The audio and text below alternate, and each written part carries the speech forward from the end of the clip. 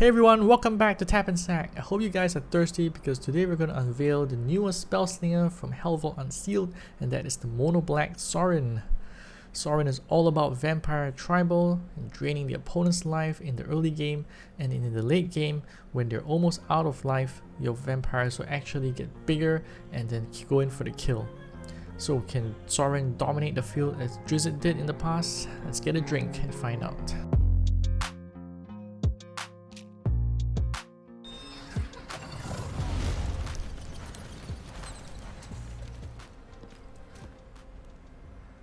So who is Sorin? Sorin is a vampire planeswalker from Magic the Gathering. He is the descendant of Edgar Markov, I think the very first vampire on the world of Innistrad. And Innistrad is a world where vampires are facing off against angels and humans. And Sorin Markov came to be a planeswalker, I think later on in the lore. He actually helps to put the Eldrazi away in Zendikar. So he looks like a bad guy, but he has good intentions as well. So lots of people definitely relate to him. And in Magic, he's usually a black and white Spellslinger, but in here he's a mono black, but the vampire theme is still consistent. So definitely let's take a look at his ability and see how it gels in with vampires and draining life. So his health starts at 22, it's a little bit low, but that's because his strategy is all about draining the opponent's life. So you're going to gain some life during your turn or when your creatures attack. So that comes with his ability Endless Indulgence. So after one or more friendly vampires attack, you drain one from your opponent, meaning that they will lose one life and you gain one life. So this doesn't matter if one vampire is attacking or 5 vampires attacking. You only drain once for each attack, and we found this to be a bit low and underwhelming, but if you can sustain many attacks, then this will start to add up. But the second ability is more interesting, is that when the opponent's health is at 10 or less, so they have 10 or less life, then all your attacking creatures get +1/+0 whether or not they are vampires. And so what you want to do is actually just try to get their health as low as possible, and then after that at 10 or less, your creatures are going to get buff, and that's going to help you get across the finishing line much quickly. And the second ability is Noble Bloodline. It's not really an ability, more like a deck building restriction. So you can only have 4 cards of a secondary color, but then if you're putting in vampires, then it doesn't matter how many you put in as long as it's the same secondary color. So this is different from other mono-colored Spellslingers like Chandra or Vivian, where you can have up to 6 cards of another color. But here, you have no limit for vampires, but for non-vampires, it's 4 cards. So it depends what you want to build with. I think red has also some good vampires, and obviously white will pair well with black. So try it out, which one is better for you. But now let's go and take a look at the signature cards and see what they can do. The first one is Bloodline Creator, 1 mana 2/1, so very nice and cheap, and it does have a finale trigger, which is add a random vampire to your hand. So even though this dies, you still get a vampire into your hand. Maybe it's a cheap one, or maybe it's a big one that you can cast in the late game. I think this looks pretty good. Basically getting a 2-for-1 is always great, and having a 1 mana creature is also very cheap. So you can only use this in Sorin because it's a signature card, so you can't use this in Vraska. Second signature card is Rowdy Reveler, a 4 mana 5/4 vampire. So the stats are kind of okay, average, and then after you summon a vampire, this gets flying. So I suppose you can trigger this quite often if your whole deck is majority vampires, because you'll be casting vampire after vampire, and effectively this Reveler will get flying, be able to attack with flying, although it won't be able to block as a flyer because it only lasts for 1 turn. And the last signature card is Sorin's Feast. It's a 3 mana spell, so you steal 3 health from an enemy creature and then give it to a random friendly vampire. So in a way, it's giving a toughness -3 and then adding +3 to your own creature. So I'm not sure if you need your own creature to be around for this to actually steal 3 health, or you can just kill off any creature or any enemy creature that has 3 health or less. So we'll find out soon enough. Let's try to build our first deck. This is the final deck list that we've gone with for some of the games we're playing. We're going through some of the key cards, especially the new ones, but basically our strategy here is to be aggressive in the early game, using vampires to help drain their life, and then later on we have some of the bigger creatures and bigger vampires that can help to either fly over the defenses or drain them for more life so that we can win. So let's take a look at the key cards. The first card is our land, obviously, and we decided to go with the new land from Hell Vault. It's Westvale Abbey. I think it's a very vampire theme, so we decided to put it in. So basically at the start of your turn you take 1 damage, and this will drain your life quite a lot, but once you have been dealt 13 damage in the game, you will flip and you will get a 3/2 Demonic Priest. So this Demonic Priest is a 3/2 creature, basically as lifelink. When it deals damage you will heal yourself.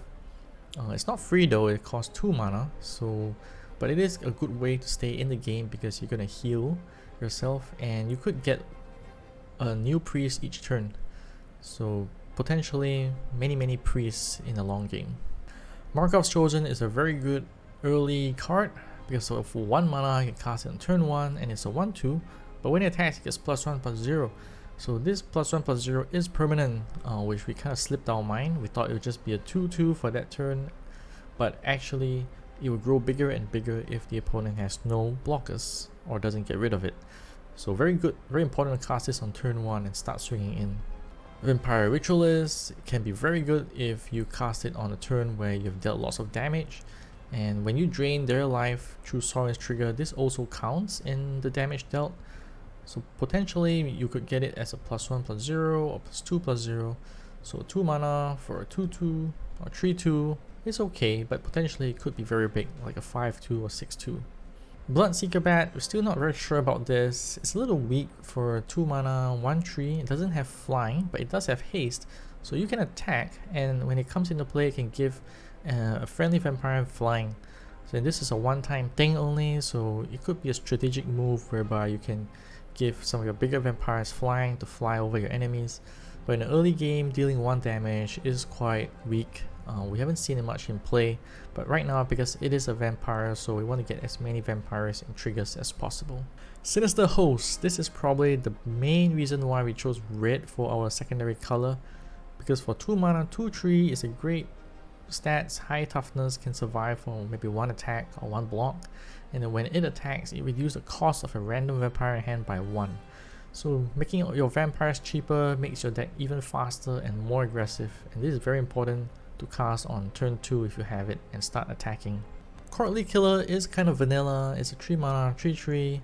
The only thing going for it is that it has sneak, so if you just need that last bit of damage, whether it's 3 damage or 4 damage including the drain, then you want to cast Killer, but otherwise it is a little bit weak. This is best if the host has reduced the cost of the killer maybe to 2 mana, then it makes it very worthwhile. Blood Queen Drana is a mythic card, so you may not have it. I think it's just a nice vampire to have, 3 mana, 2/3 flying, and it can gain more toughness, health, you know, when it damages the opponent. So it definitely has lasting power if you cast it early and start swinging in over the air. Daggerclaw Lord is from the old set. It is a vampire, so we put it in, only 1 copy because 5 mana is pretty high and we wanted to put other vampires in. And basically what it does is that it can give you a free Daggerclaw imp if one of your creatures died this turn. So it's quite likely that whenever you attack with your cheap vampires, some of them will die, and then you can cast the Lord and then regain another creature in the Daggerclaw imp which has flying, so it will be good as an attacker. Falkenrath Duchess is a new card from Hell Vault. It's a rare, so not easy to get, well, not too difficult to get, but also not a common. You can craft it. It's a 5 mana 5/4. The most important thing is that it gives each other friendly vampire +2/+0. So when you have an army of vampires, giving them +2/+0 is very good. It can deal lots of damage. Lastly, the mythic that we pulled in our earlier video of opening 65 packs is Voldaren Drainlord. It's a 3/5 flying for 6 mana, a little bit on the expensive side, but the drain effects are increased by 1. So every time you're draining through Sorin's ability or through Famished Fiend, the effect will increase by 1. So instead of draining 1, you've been draining 2. And that really obviously doubles the amount and really will help a lot.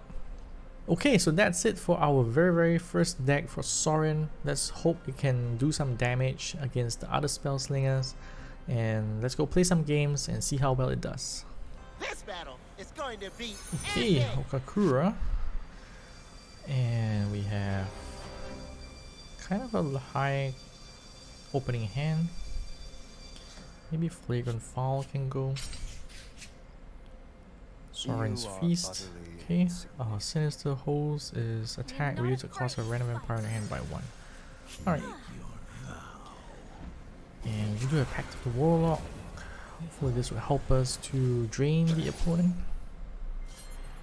Oh wow, don't have anything to cast. Birds of Paradise. Okay, we can only cast a Sinister Host, so let's go.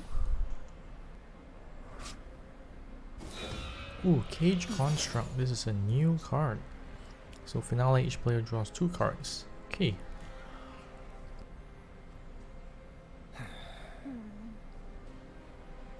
So I'm gonna Sorin's Feast this and see what happens. Okay, so we gain 3 toughness and we can attack. Stop whinging. It's only blood. This makes our Rowdy Reveler now 3 mana instead of 4. So I guess they could choose to block with the Construct and then we'll each gain 2 life. Yep. Right, we each draw 2 cards, not gain 2 life. So we got Envenom and the Bloodline Creator. Okay. Mysterious Cocoon. Interesting. Usually see this in Vraska decks. Sure, let's just do that. Stop whinging. It's only blood. And when we attack, we actually drain 1 from them. So that's great. And now we have Courtly Killer as 2 mana and the Rowdy Reveler as 3 mana. But I think I'll cast Reveler as well as the Pact Bound Closet so that we get the 2nd level of Sign of Ill Omen back into our library. Okay, pass the turn.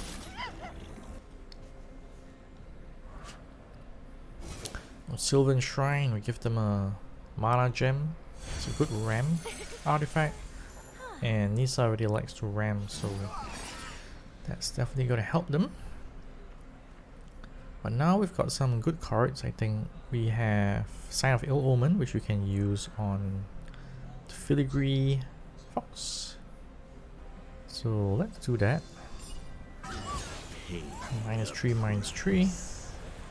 And then we can attack again. This time they might block with the bird. Wait, so why aren't we getting +1, +0 on our vampires? Oh, okay, when the opponent's health is 10 or less, then yeah, they get +1, +0. So we can cast Courtly Killer and Bloodline Creator. So we got a full suite of vampires now. I don't think they have a board wipe on 6 mana for green. So we're pretty safe, and I think we have Flagrant Foul and the Reckless Strike to help get rid of any of their creatures. Raga Druid, good card, and now they get to draw a card because of the getting the mana gem. And another Cocoon. Okay. Oh, and elves. Oh boy. But definitely we have to get rid of the Druid, I think. It's just too dangerous. So let's attack now. Stop whinging. It's only blood. The draining of 1 each attack is very slow. It doesn't really do much, especially against Nissa, because Nissa gains life when they get the mana gem.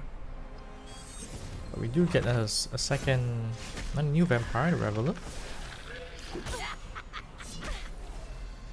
Alright. So we just put this as a trap. So far, I thought it would be useful, but it hasn't been that useful so far at all.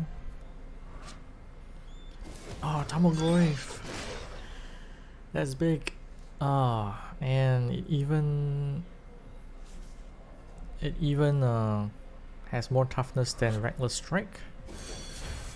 And you get to draw 2 cards. Ouch.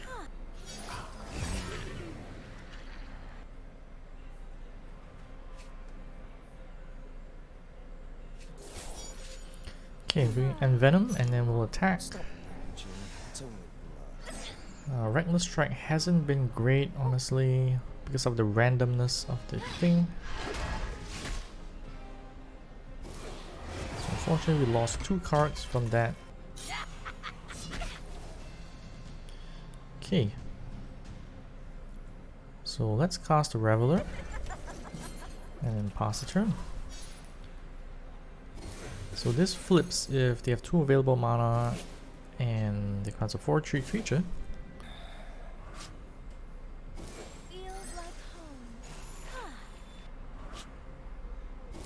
Another Goy. Ouch. Venom Archer also a problem because he has reach and can kill off any of my flyers. And a Cage Construct. Nice. I think I have to do Reckless Strike because I just have to rely on some luck. Oh, we killed the 1/2. Let's try again. Okay, so we killed 2 of the smallest creatures. But we can cast Markov's Chosen, give it flying. Let's attack. So we drain 1 and then they go down to 9. Let's pass a turn.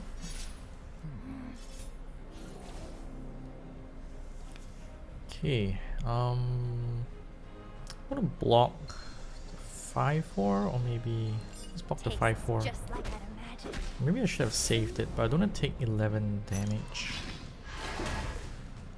Okay, so Westvale Abbey is going to trigger, and then we get the 1 Demonic Priest. And then from now on, every turn there's a chance to get a Demonic Priest. But that took quite a while to activate. Only on turn 8.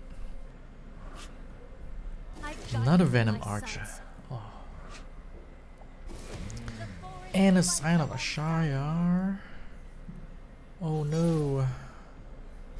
Okay, this is a problem. So I could Flagrant Foul this and then cast my Demonic Priest to fly over. Let's try to do that. Come closer, my child. Oh, it's not a vampire. It's a demon. Oh no. I think I've lost this. Let's just cast this and pass the turn.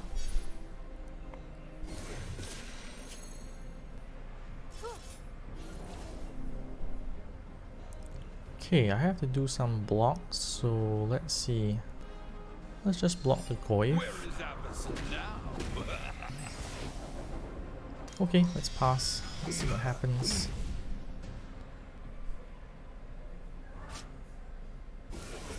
Oh, what's that? It's a mythic card. Primal Summon, draw 4 cards. Next creature you play, it costs 0. Draga Druid.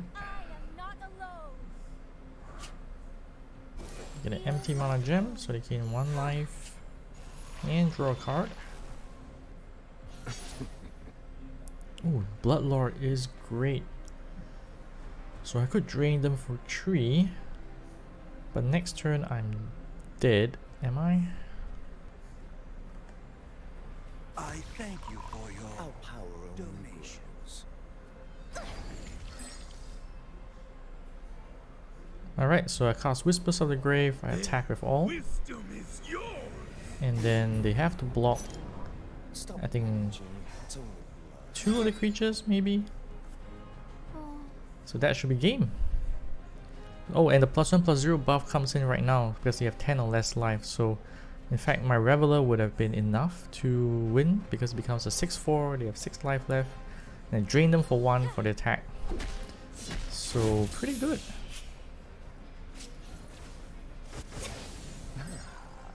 Two enemy cards left. Oh wow.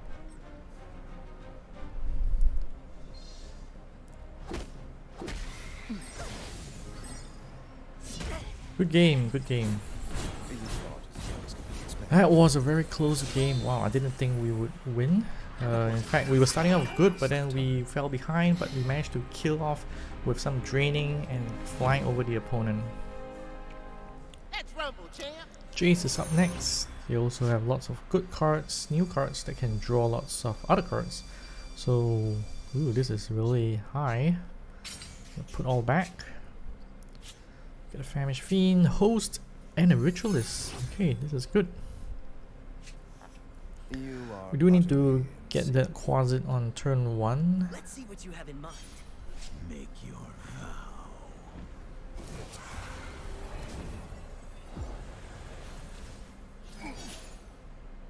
Oops, but we don't, so we have to pass the turn. The Westvale Abbey has quite a big drawback, taking 1 damage each turn. So that's why my health isn't really high. And now they cast Alarm Bell, which activates, they can draw a creature that costs 2 or less.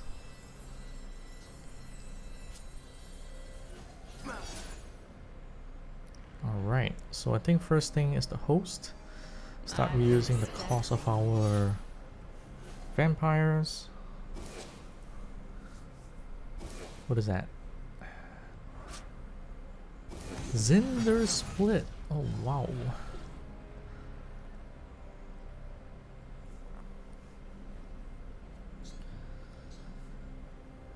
Alright, I'm just gonna attack.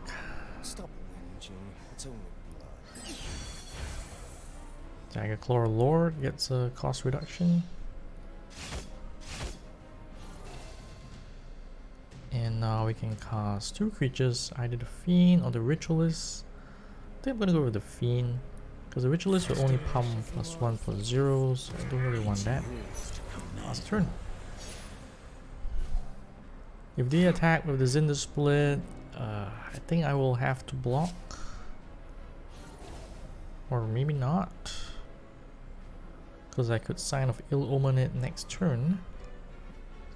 But at the same time, I don't want them doing funny stuff, so maybe let's just block it. Next turn, the Quasit will die. Battlefield Merchant. Finale, draw an artifact from your deck.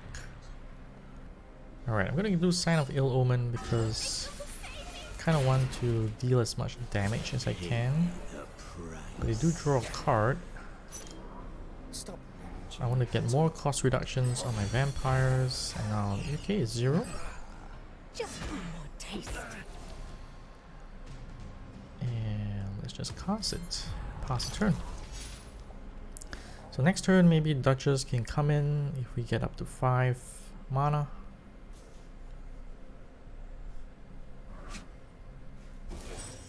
Isochron is going to get them a spell, probably a bounce or destroy or a shock. Let's anticipate. Yep, the shock's there.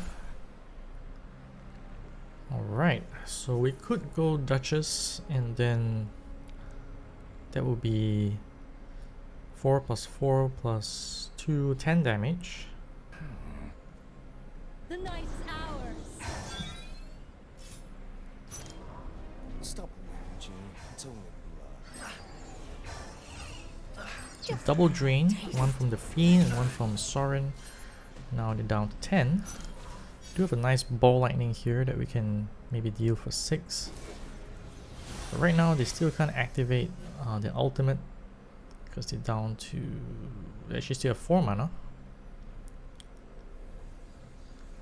Isochron is gonna do some stuff.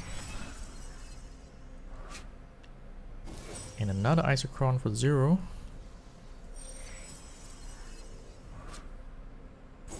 Mana Surge. The amount of cards in their hand is scary. Drain Blood. That was a good one. And wow, what is that? Replace all creatures in your graveyard with Lingering Spirits. So if I attack with Ball Lightning, I already did. They probably are. But I'm just going to cast Whispers of the Grave as well as Ball Lightning. And let's just attack. Stop, MTG. So we get double drain again. And then +1/+0. Are we? No, we're not. Okay. So the +1/+0 happens only after the drain. So yeah, nice win against Jace. Ball Lightning, actually, this one copy of it did make a difference. Jace was almost about to ultimate, but we were faster. We did it with the Sinister Host.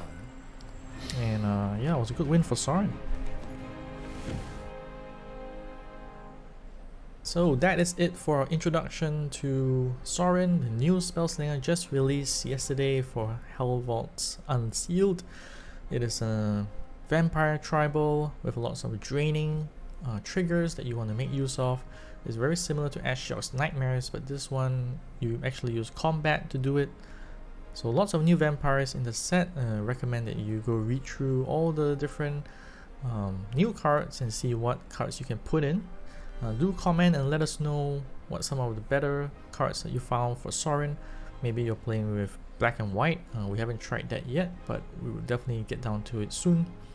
And do subscribe if you want to watch more videos on Spellslingers as well as other Magic the Gathering content. Sometimes we do arena videos as well as live Commander games. We also still have an ongoing lucky draw for free Dragon Shield Mat Sleeves.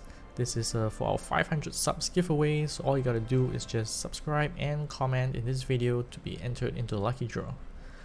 You can also check out our website at tapandsec.com if you want to read more articles and reviews on Magic the Gathering.